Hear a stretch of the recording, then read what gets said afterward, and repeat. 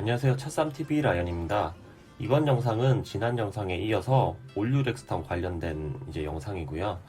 제가 기존에 탔었던 모하비와 현재 타고 있는 소렌토 NQ4와 비교해 볼 겁니다.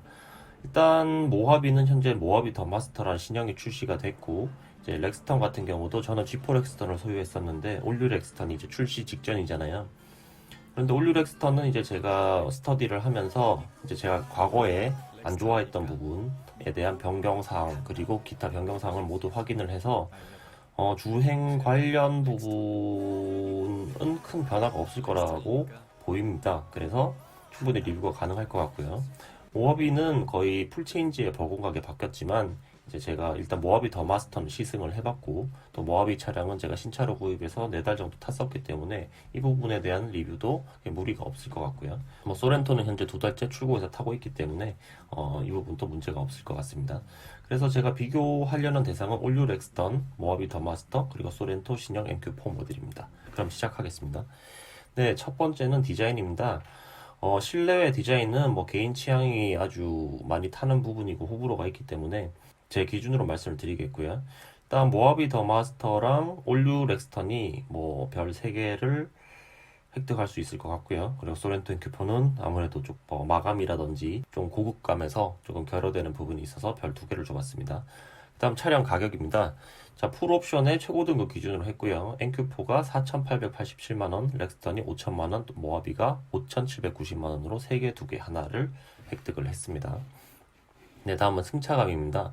일단 승차감은 뭐 개개인이 느끼기가 모두 다르겠지만 일단 기본적으로 이 바디온 프레임 차량들이 모노코크의 승차감을 따라갈 수가 없어요. 그래서 소렌토는 이제 모노코크 바디이기 때문에 일단 당연히 별을 3개를 획득을 했고요. 이 렉스턴과 모하비의 승차감은 뭐 실제로 타봐야 됩니다. 올류 렉스턴이 뭐 G4 대비 승차감이 개선될 거라고는 생각을 하지 않습니다. 보니까 기존에 파이브 링크가 있던 거를 모두 멀티 링크로 바꾼 거 이외에는 크게 이제 승차감이 개선될 부분이 없어 보이더라고요. 모하비 같은 경우는 제가 바로 전에된 페이스리프트 모하비를 탔었는데 모하비 더 마스터도 이제 시승을 해봤습니다. 그래서 뭐 승차감 부분 크게 이제 느껴진 부분이 없었어요, 변화가. 그래서 제 기준으로 판단을 하면 이제 렉스턴이 그래도 모하비보다는 승차감이 좋습니다. 제가 모하비는 타면서 정말 이런저런 일을 많이 겪었었거든요. 그리고 렉스턴이나 모하비 카페에 가시면 승차감 관련 글들이 상당히 많아요. 광고도 많고. 그만큼 렉스턴과 모하비의 승차감이 안 좋다는 거겠죠. 저는 렉스턴과 모하비 차량을 탈 때 항상 그 공기압을 많이 빼고 탔었어요. 그래서 조금 타이어를 물렁하게 해서 어느 정도 이 바디온 프레임 차량 특유의 그런 좋지 않은 승차감 그걸 거르려고 타이어에서 거르려고 그렇게 타는데 뭐 그렇게 되면 일단 안전상의 문제도 있을 수 있고 그리고 타이어 마모가 심해져서 타이어 수명이 짧아지겠죠. 그런데 이제 랭글러도 타봤지만 바디온 프레임 차량의 승차감은 어쩔 수가 없어요. 대신 뭐 그만큼 튼튼하고 뭐 이렇게 뒤틀림에 강하다 뭐 이런 장점들이 있기 때문에 타시는 거고 바디온 프레임 차량이 또 이제 독특하잖아요. 많이 없고 그렇기 때문에 좀 더 남성적인 측면에서 접근해서 많이 타시는 거기 때문에 승차감을 너무 고려하시면 사실 모노코크 바디를 무조건 사셔야 되고 어느 정도 감안이 가능하시면 두 차량 모두 그래도 탈 수는 있을 정도입니다. 네, 다음은 주행 성능입니다. 성능은 뭐 모하비가 뭐 월등하게 1위죠. 2.3톤의 무게긴 하지만 일단 6기통 디젤이고 토크발이 엄청 좋죠. 그리고 마력은 260마력. 그래서 별을 3개 획득했고요. 그리고 렉스턴을 말씀드리면 상당히 답답해요. 사실 수치상으로 봐도 187마력에 2170km예요.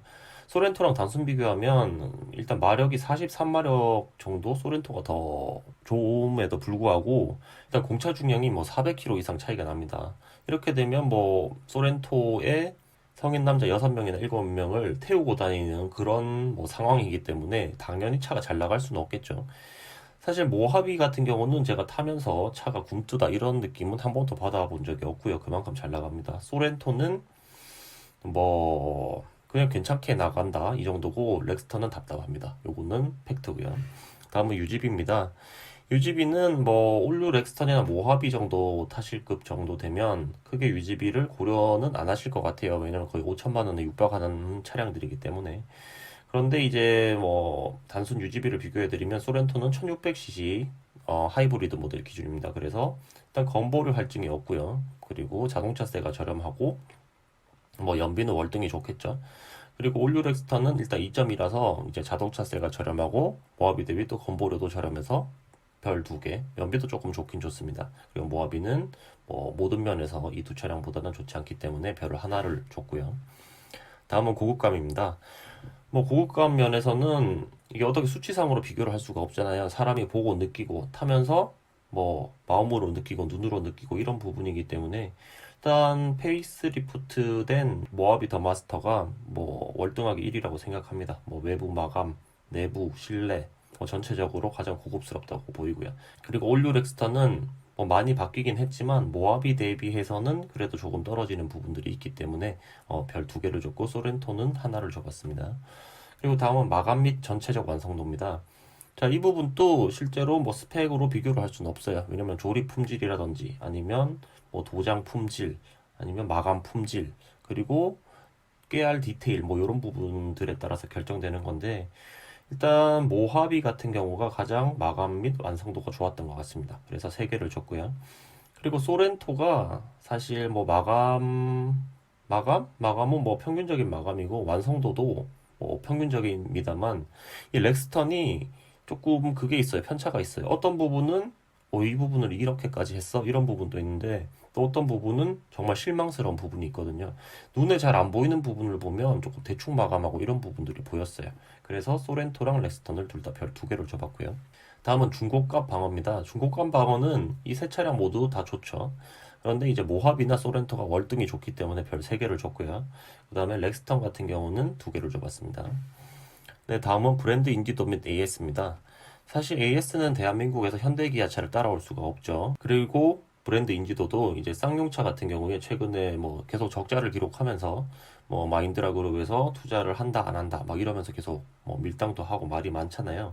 그러면서 어느 정도 쌍용차를 구입하시려는 분들한테 그게 작용을 안 할 수가 없어요. 서비스 센터 수도 기아 대비 많이 없고요.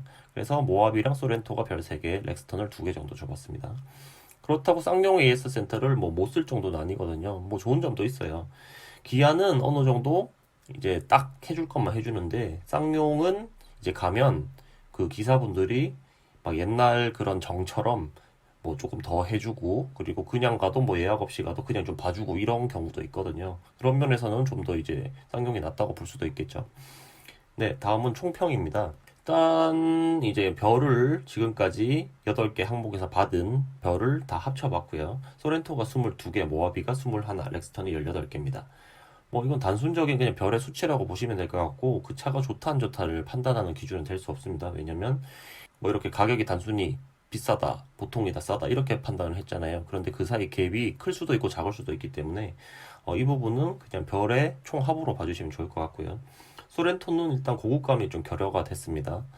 대신 가성비가 좋고 매우 흔하여 하차감이 0인 뭐 여기서 하차감이라고 하는 거는 주변 사람들이 볼 때 뭐 그런 거죠.